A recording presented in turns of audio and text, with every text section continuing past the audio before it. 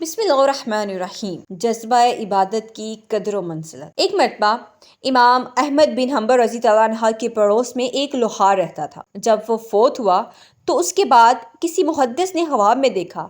اس نے پوچھا، سنائیے آگے کیا معاملہ پیش آیا؟ وہ کہنے لگا، مجھے بھی احمد بن حنبل کے درجے میں رکھ دیا گیا ہے اور اب میں ان کے ساتھ رہ رہا ہوں۔ جس محدث نے یہ خواب دیکھا وہ بڑے حیران ہوئے کہ یہ لوہار تو سارا دن لوہا کاٹتا تھا اور امام احمد بن حنبل دین کا کام کرنے والے تھے۔ وہ مسئلہ حلق قرآن کے معاملہ میں قربانیاں دینے والے اللہ کی مقبول بندے تھے۔ اس لوہار کو ان کے برابر مرتبہ دے دیا گیا۔ چنانچہ انہوں نے دوسرے محدثین کو بتایا۔ انہوں نے جواب دیا کہ اس کا کوئی نہ کوئی عمل ایسا ہے جو اللہ کے ہاں پسند آ گیا۔ انہوں نے کہا، اچھا ان کے اہل خانہ سے پتہ کرتا ہوں۔ چنانچہ انہوں نے اس لوہار کی اہلیہ سے جا کر کہا کہ میں نے تمہارے خاوند کو خواب میں بڑے اچھے درجے میں دیکھا ہے۔ مجھے لگتا ہے کہ اللہ تعالیٰ کو اس کا کوئی عمل پسند آ گیا ہے۔ آپ مجھے اس کا کوئی خاص عمل بتائیے۔ اس نے جواب دیا کہ وہ ایک عیال دار اور غریب آدمی تھا۔ وہ سارا دن بھٹی میں لوہا کاٹتا رہتا تھا۔ وہ وقت پر نمازیں بھی پڑھتا تھا۔ اس کے علاوہ اس کی کوئی خاص عبادت نہیں تھی۔ انہوں نے کہا،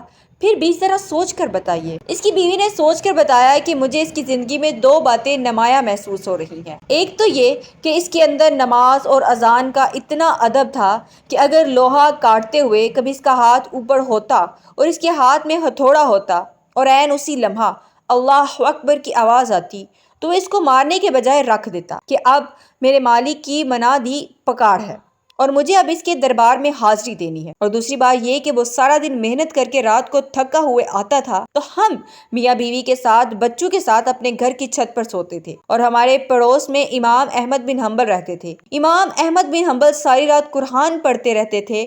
یہ ان کی طرف دیکھتا اور حسرت سے ٹھنڈی سانس لیتا اور کہتا کہ میرے بچے زیادہ ہیں اور گھر میں کوئی ایک بندہ ایسا نہیں ہے جو محنت کر سکے۔ مجھے ہی سارا دن لوہا کاٹنا پڑتا ہے اور اس محنت کی وجہ سے اتنا تھک جاتا ہوں کہ میں اللہ کی عبادت نہیں کر سکتا۔ اگر میری پیٹھ ہلکی ہوتی تو میں بھی امام احمد بن حنبل کی طرح قیام کرتا۔ وہ محدث یہ سن کر فرمانے لگے کہ اذان کے اس ادب اور دل میں یہ نیکی کا شوق رکھنے کی وجہ سے ہی اللہ تعالیٰ نے اس کو امام احمد بن حنبل کا رتبہ عطا فرمایا۔ سبحان اللہ۔ اس سے پتہ چلتا ہے کہ اگر انسان کسی ایسے ماحول میں پھنس جائے کہ وہ نیکی نہ کر سکے تو کم از کم دل میں تڑپ ضرور رکھنی چاہیے، کیونکہ بعض اوقات اللہ تعالیٰ دل کی تڑپ پر بھی وہ نعمت عطا کر دیتے ہیں۔